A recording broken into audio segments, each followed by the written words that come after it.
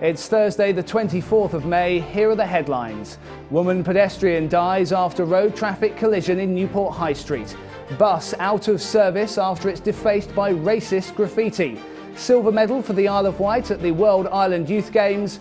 And in Solent TV and the rest of the Island Volunteers Group ceases trading from midnight tonight.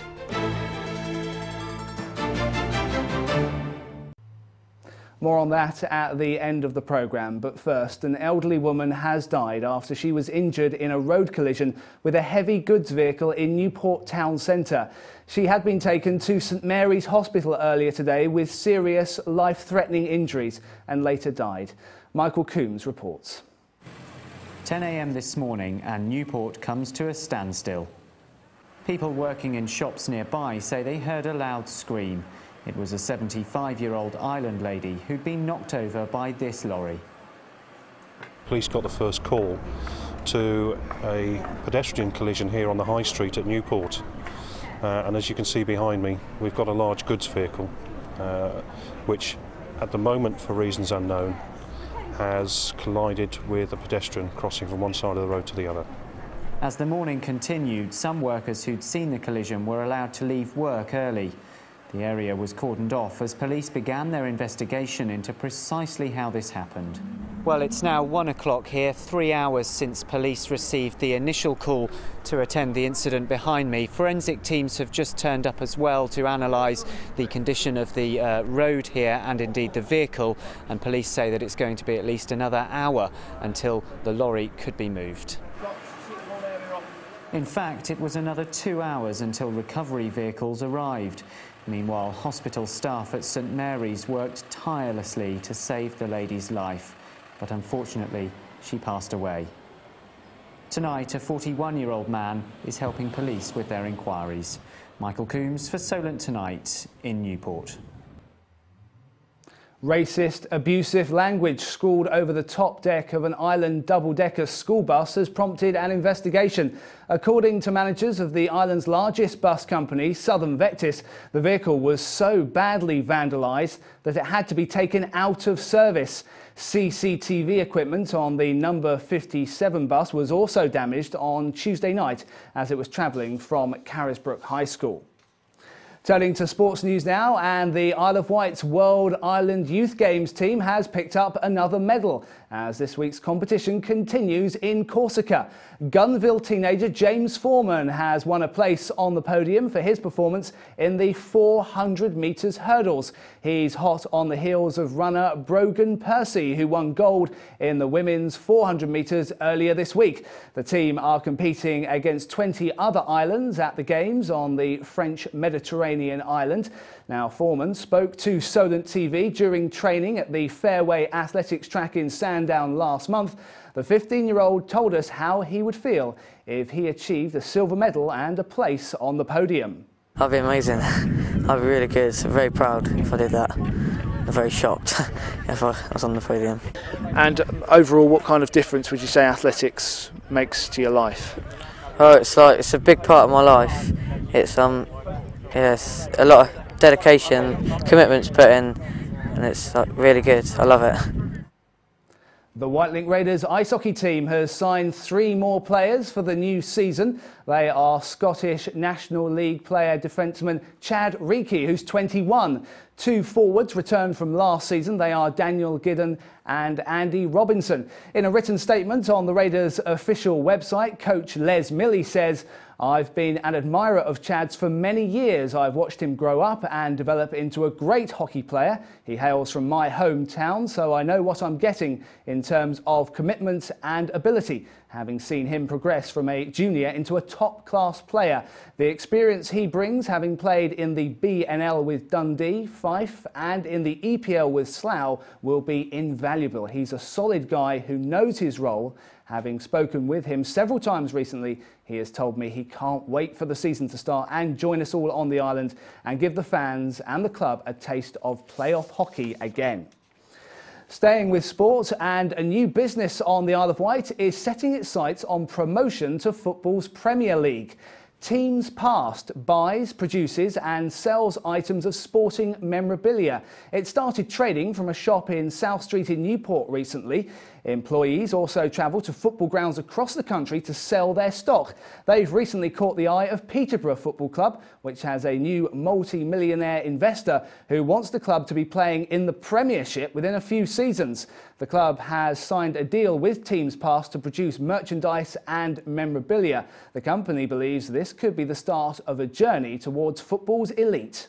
The bigger point for us is that this will hopefully be a shoe-in to other teams because everybody talks to each other. We've got the names now of commercial managers for other sides. We will then be going in to see them, show them what we can produce, the quality of the items that we produce, and hopefully we can see link-ups with other teams rising right the way up to the Premiership. I am going up hopefully in the next couple of weeks to West Ham to show them the mobile match day. If they like it, hopefully they'll have it, and again we can then take that on to other London Premiership clubs. There have been some concerns in recent years that the ordinary fan nowadays is priced out of the game, with prices certainly in the Premiership going up. Do you think nowadays perhaps memorabilia and shops like this are a more accessible way for some fans to feel connected to the team if they can't afford to go to the ground on a regular basis? Yeah, I think that would be a fair comment to make. I think that Premiership prices have gone a bit stupid. If you consider the cheapest ticket for some games is £41, £42, you know, that's not accessible to what was considered to be the archetypal football supporter, which was your working class, if you like, take the kids with them.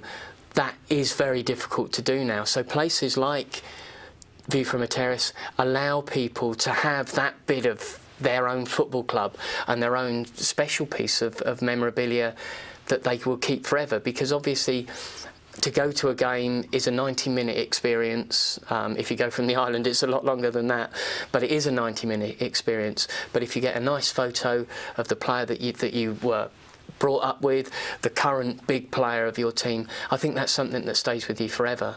So I'm certainly not decrying us going to the game, but the mix-up and the balance between the two is great. Dean Hodges there, and I recently caught up with Dean at the View from the Terraces shop in Newport to see some of the firm's rarer items of sports memorabilia and to find out about the Herculean efforts that some fanatical fans will make to obtain them. A selection of them. Obviously, we have a David Beckham one there from his time at Manchester United. Again, a very, very rare signature now on a Man United shirt. You can get it on other team shirts, but really rare for us there, so I'm really pleased with that one. But the rarest one that we have is this one, which is signed by Ronaldinho. Normally when he signs shirts, he only puts R and number 10. But luckily we chased him down the corridor of a hotel and made him put his full signature, which is great, and that is a real rarity, so that's something that we really are pleased to have here. You mentioned chasing footballers down the corridors of hotels. What kind of lengths do you have to go to get these signatures? You go to some interesting lengths. I go to West Ham as they're my favourite team, and I get the signatures outside of the ground. Other people, one of the people that we work with now, they actually go into a hotel, they book in for the night, dress themselves up, but with a shirt underneath. A la Superman.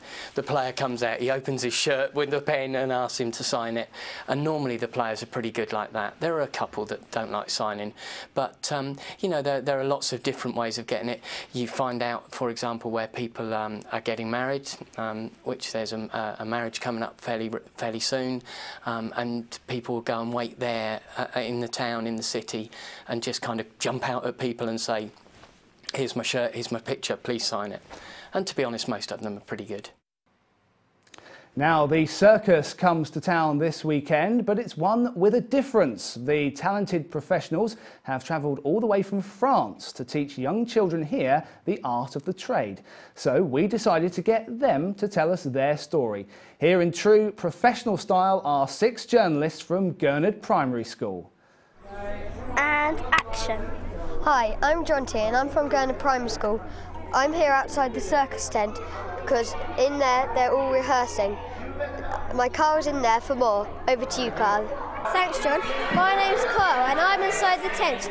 These guys are doing forward rolls, as you can see, and they are getting ready to perform tomorrow. Everyone's been rehearsing here for the last 3 days now. In all, 4 schools had the opportunity to come together at Northwood Primary School to learn circus skills. 12 children were then selected from each school to come back today and practice for a special performance tomorrow night. We spoke to the people at the circus to find out more. Why do you like doing this? Why do I like doing this? Because I'm the 7th generation in the circus, and it's really to get the children to remember what circus is all about. And Cirque de Normandy is the first circus to come to England to teach children to be in the circus and to perform. This is why I enjoy what I do, also as a performer. We've seen people spinning plates, juggling and even walking on the tightrope, but some of us are better than others. Excellent.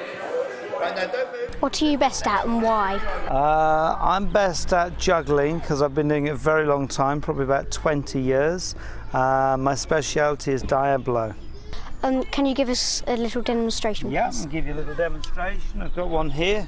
This originated in China. It's Chinese juggling.